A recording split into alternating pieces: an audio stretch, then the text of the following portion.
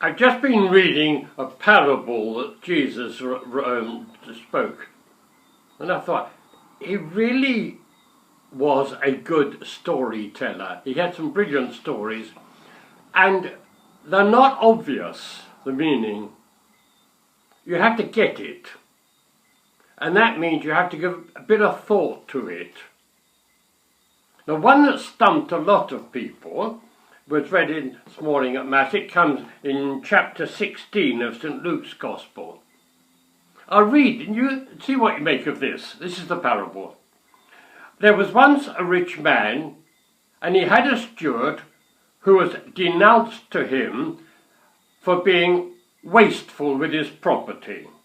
So he called the man and said, "What is this I hear about you? Draw me up an account of your stewardship, because you are not to be my steward any longer." And the steward said to himself, "Now that my master is taking the job from me, what am I going to do? Dig? Not strong enough. Go begging? I'd be too ashamed. I know what I will do to make sure that when I'm dismissed from office, there will be some to welcome me into their homes." Then he called the master's debtors, one by one. To the first he said, "How much do you owe my master?"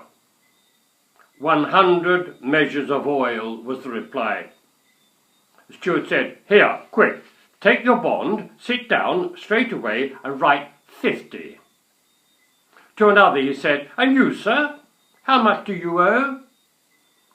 100 measures of wheat, was the reply. The steward said, "Here, take your bond and write 80. The master praised the dishonest steward for his astuteness. For the children of this world are more astute in dealing with their own kind than are the children of light. Well, obviously, Jesus isn't recommending swindling. And yet he said they praised the man, or the master did. The master more or less said, "You've got to hand it to him.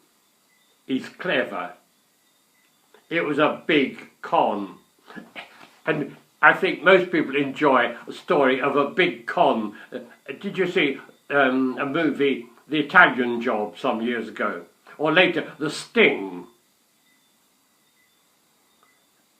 They're trying to get away from the police, and it's brilliant what they do. Well, listen to this. I don't know if it's true, but someone told me about 5 years ago, a man sold a big 5-story car park in the middle of Paris. It was worth millions of euros, and he managed to sell it. And it didn't exist. Brilliant. Well, don't say I'm approving of his swindling. I'm not. He should be caught and put in prison. Yeah. But Jesus said, they're so clever. And that's the punchline.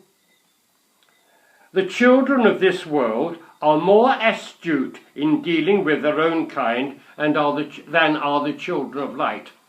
These people try to get away with a heist, put so much thought and planning into it, more than we do to get to heaven. So he tells this story of a big con, not approving what they do, but saying, hand it to them, they planned it, why don't we plan as much? Give thought to what we ought to do for the Lord. Don't just say we do holy things, that's not enough. Give some thought. What is the best thing to do? For instance, about 25 years ago, must be 25, 30 years, when Romania had been communist, and when the dictator was thrown out, the country was a mess, and on the television there are pictures of hundreds of children in orphanages going mad that were just cooped up.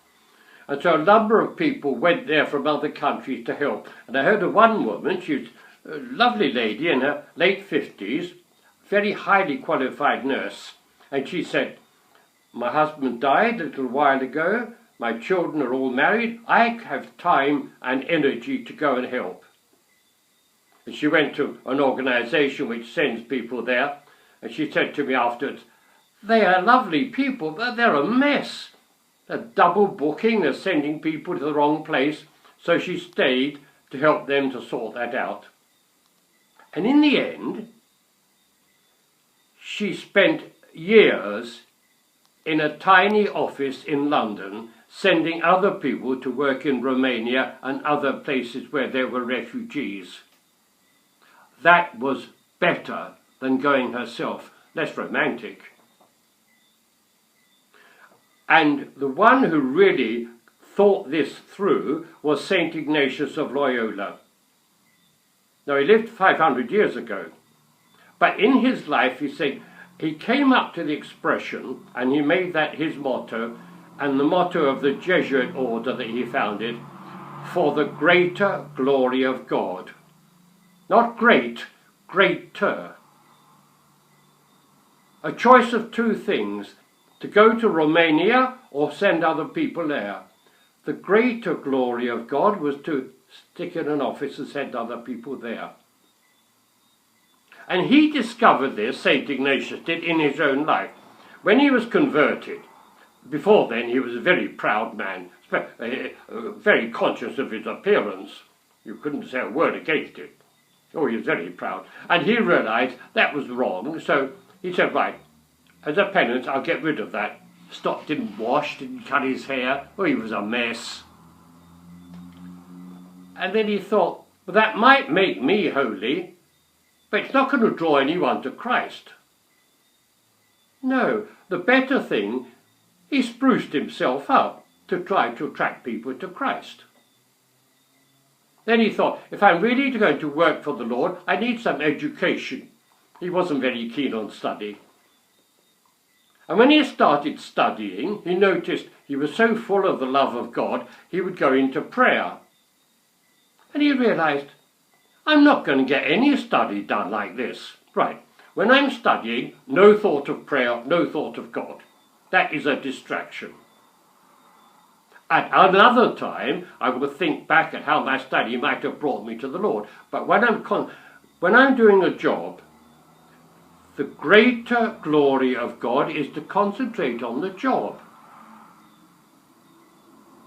Sometimes a person said to me, she's got a number of children, bringing up the children, and no time. If only I had more time to pray. What is the greater glory of God, to be praying or to be looking after the children as a good mother or a good father? Occasionally we may need to make a decision, like if you have to choose a new job. Will you take into account how much it's paid? Is it going to help your family and things like this? These are looking for what the greater glory of God. You pray about it, but give thought to it. And the parable Jesus was telling is, give some thought to the way you will serve God. Give some thought to how you come to the Lord. Not just doing holy things. For instance, that St. Ignatius I was talking about, he was born about the same time that Christopher Columbus got to the Caribbean, what he called the West Indies. By the time so at that time, Europe was opening up, becoming aware that there's a bigger world than Europe. By the time Ignatius died at 65, in that short time, there were missioners in North America, South America, in China, in India. So as he was trying to plan, what should we do for the Lord? Started this religious order that came to be called the Jesuits, the Society of Jesus. The great need, obviously, was to send people out on the missions. And so they did. His great friend, the closest friend, was Francis Xavier. He disappeared to India, never saw him again. He had letters occasionally sent back. The other thing they needed sorting was, in Ignatius's lifetime came the Reformation.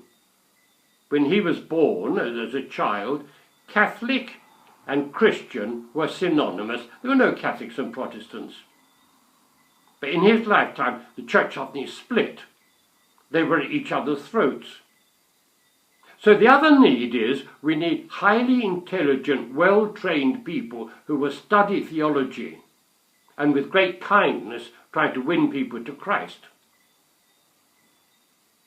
These were the needs. Now, he didn't do them all himself, and he discovered, a bit like that woman I was saying who thought of going to Romania, in the end, he spent about 30 years stuck in an office in Rome, sending people out, advising them. If a letter came from his friend Francis Xavier, it could take 18 months to come, and they didn't all get through, he would have it copied out and sent to every Jesuit house. So they all heard about it. More recent than that, about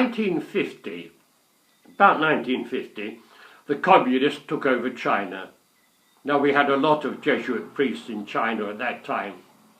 They knew they were coming and their lives were on the line. What should they do?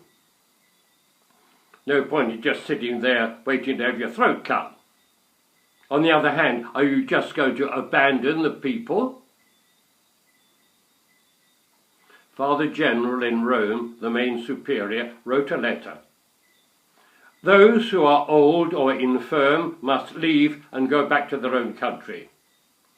Those who are younger and not yet ordained priests must leave and go back to their own country. The rest stay put with the people. He said it was so hard to write that letter. But the people in China were grateful to know. They wanted to do what the Lord wanted. They didn't want to take silly risks, but they didn't want to abandon the people. The clarity is what they wanted, but it requires great thought. Look in your own life, give it some thought. Where is the Lord leading? Not what is the holiest thing, never mind about that. What is the Lord asking of you? To be a parent? To be an insurance broker? To be absorbed in a hard job? To look after the sick? Or just to accept your own ill health? The Lord will speak through your own life. But give it thought and ask the Lord to help you to see more clearly. Often the prophets had this prayer, "Speak, Lord, your servant is listening." So I'd like to give you a Celtic blessing along those lines. Let the Lord bless you with this. In the silence of the stars, in the quiet of the hills, in the heaving of the sea, speak to us, Lord. In the voice of a friend, in the babbling of children, in the words of a stranger, speak to us, Lord. In opening a book, in listening to music, in conversation with friends, speak to us, Lord, for your servants are listening. Listen to the Lord. And God bless you. Join me again next week.